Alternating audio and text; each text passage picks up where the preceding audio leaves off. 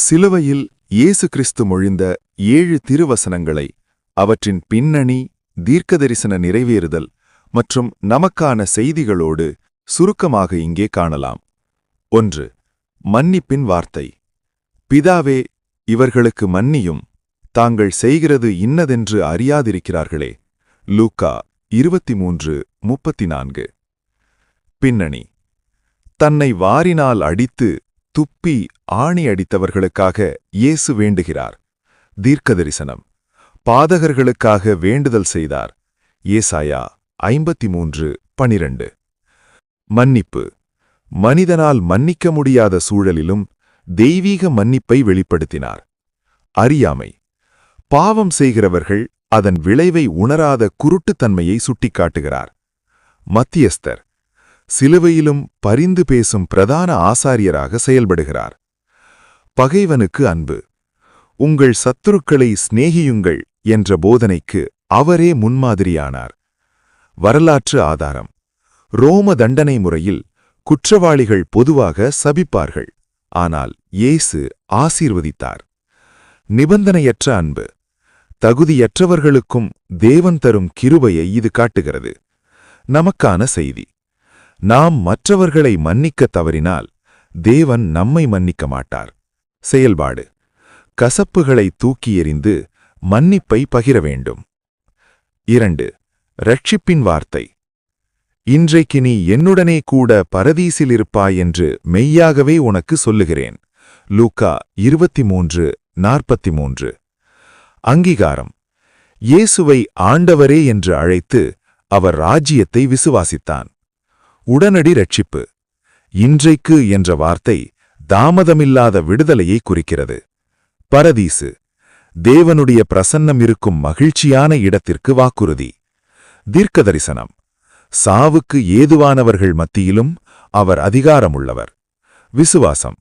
கிரியையினால் அல்ல, விசுவாசத்தினால் மட்டுமே இரட்சிப்பு என்பதை உறுதிப்படுத்துகிறது. கடைசி நிமிடம். ஒரு மனிதன் சாகும் தருவாயிலும் மனம் திரும்ப வாய்ப்புண்டு என்பதை காட்டுகிறது. இயேசுவின் அதிகாரம். மரணத்தின் வாசலிலும் பரலோகத்தின் திறவுகோல் அவர் கையில் உள்ளது. வரலாற்று பின்னணி. கள்ளர்கள் பொதுவாக தப்பியோடவே நினைப்பார்கள், ஆனால் இவன் மறுமையை நோக்கினான். நமக்கான செய்தி.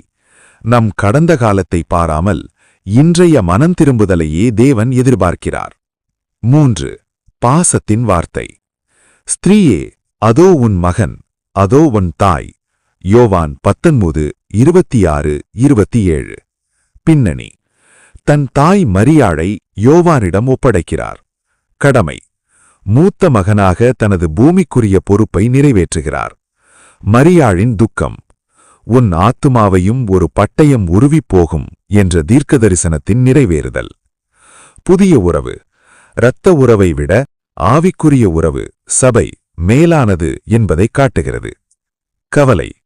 சிலுவை வேதனையிலும் பிறருடைய நலனில் அக்கறை கொள்கிறார். யோவான். சிலுவை அருகே நின்ற ஒரே சீஷன் பொறுப்பை ஏற்றுக்கொண்டார். கௌரவம். பெற்றோரை கௌரவித்தல் என்ற கட்டளையை யாத்திராகமம் 20:12 உறுதிப்படுத்துகிறார். சபையின் பொறுப்பு. கைவிடப்பட்டவர்களை பராமரிப்பது சபையின் கடமை. வரலாற்று ஆதாரம். யூத முறைப்படி மூத்த மகனே கணவனை இழந்த தாயை பராமரிக்க வேண்டும். நமக்கான செய்தி. ஊழியத்தின் பெயரால் குடும்ப கடமைகளை நாம் புறக்கணிக்க கூடாது. 4. வேதனையின் வார்த்தை. ஏலோயி ஏலோயி லாமா சபக்தானி. என் தேவனே, என் தேவனே, ஏன் என்னை கைவிட்டீர்? மத்தேயு 27:46. பின்னணி. மதியம் 12 மணி முதல் 3 மணி வரை உண்டான அந்தகாரத்தின் முடிவில் அலறினார். தீர்க்கதரிசன நிறைவேறுதல். சங்கீதம் 22 அப்படியே நிறைவேறியது. பாவ சுமை. உலகத்தின் பாவத்தை அவர் சுமந்ததால் பரிசுத்த பிதா அவரை பிரிந்தார். தனிமை. இயேசு உணர்ந்த மிகவும் கொடுமையான வேதனை பிதாவை பிரிந்ததே. மறைபொருள். தேவன் ஏன் கைவிட்டார்? நாம் கைவிடப்படாமல் இருக்கவே அவர் கைவிடப்பட்டார். அந்தகாரம். படைத்தவருக்கே மரணம் நேர்ந்தபோது இயற்கை இருண்டது. பலி. அவர் நமக்காக பாவமானார்.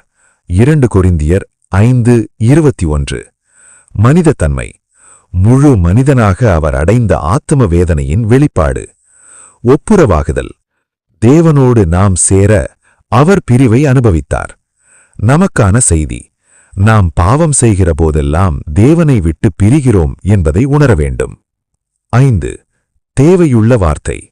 தாகமாயிருக்கிறேன். யோவான் 19:28.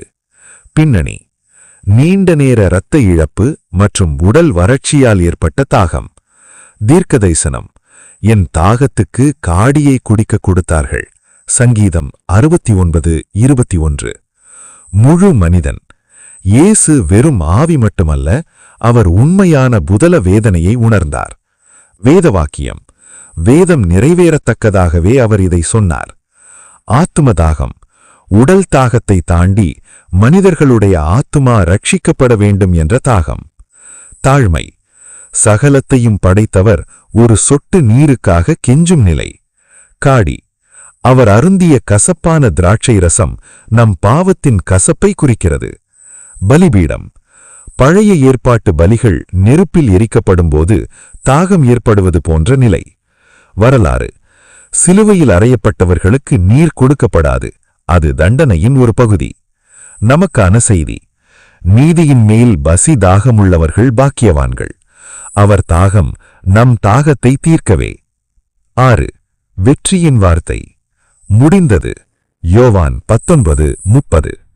பின்னணி: பிதா கொடுத்த கிரியைகளை செய்து முடித்த திருப்தியில் சொன்னது. கிரேக்கச் சொல் டெட்டலிஸ்தாய், அதாவது கடன் முழுவதுமாக செலுத்தப்பட்டது.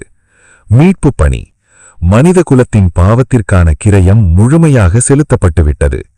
தீர்க்க தரிசனங்கள்: மேசியாவை குறித்த அனைத்து தீர்க்க தரிசனங்களும் நிறைவேறின. சட்டமுறை: நியாயப்பிரமாணத்தின் சடங்குகளும் பலிமுறைகளும் முடிவுக்கு வந்தன. சாத்தானின் தோல்வி: மரணத்தின் அதிகாரியாகிய பிசாசின் தலை நசக்கப்பட்டது. திரைச்சீலை: தேவாலயத்தின் திரைச்சீலை 2ஆக கிழிந்து தேவன் அருகே செல்ல வழி பிறந்தது. நித்திய ஜீவன்: ரட்சிப்புக்கான வழி இப்போது யாவருக்கும் திறக்கப்பட்டுள்ளது. முழுமை: இனி ரட்சிப்புக்காக நாம் செய்ய ஒன்றுமில்லை, அவர் செய்ததை விசுவாசிப்பதே முறை. நமக்கான செய்தி: தேவன் கொடுத்த ஓட்டத்தை நாமும் விசுவாசத்துடன் ஓடி முடிக்க வேண்டும். 7. அர்ப்பணிப்பின் வார்த்தை. பிதாவே, உம்முடைய கைகளில் என் ஆவியை ஒப்புவிக்கிறேன். லூக்கா 23:46. பின்னணி: தன் ஜீவனை தாமே அதிகாரத்துடன் பிதாவிடம் ஒப்புவிக்கிறார். தீர்க்க தரிசனம்: சங்கீதம் 31:5 நிறைவேறுதல். அதிகாரம்: யாரும் அவர் உயிரை எடுக்கவில்லை, அவராகவே அதை கொடுத்தார். யோவான் 10:18. உறவு: என் தேவனே என்று கூப்பிட்டவர் இப்போது மீண்டும் பிதாவே என உறவை கொண்டாடுகிறார். நிம்மதி: போரை முடித்த போர்வீரன் தன் அந்தையிடம் திரும்புவது போன்ற நிலை. மரண பயமில்லை. மரணம் ஒரு முடிவல்ல, அது பிதாவின் கைக்குள் செல்லும் ஒரு வாசல். பரிசுத்த ஆவி: தன் ஆவியை ஒப்புவிப்பதன் மூலம் ஆவியானவர் வர வழிவகை செய்கிறார். மாதிரி: சாகும்போது ஒரு விசுவாசி எப்படி இருக்க வேண்டும் என்பதற்கு ஸ்தேவன் இதை பின்பற்றினார். அமைதி: பெரிய கூக்குரலிட்டு பின் அமைதியாக துயில் கொண்டார். நமக்கான செய்தி: நம் வாழ்வையும் முடிவையும் தேவனுடைய கரத்தில் நம்பிக்கையுடன் ஒப்புவிக்க வேண்டும். இந்த 7 வார்த்தைகளையும் தியானிப்பது உங்கள் விசுவாச வாழ்விற்கு பெரிய பலனாக அமையும். God bless you all. Amen.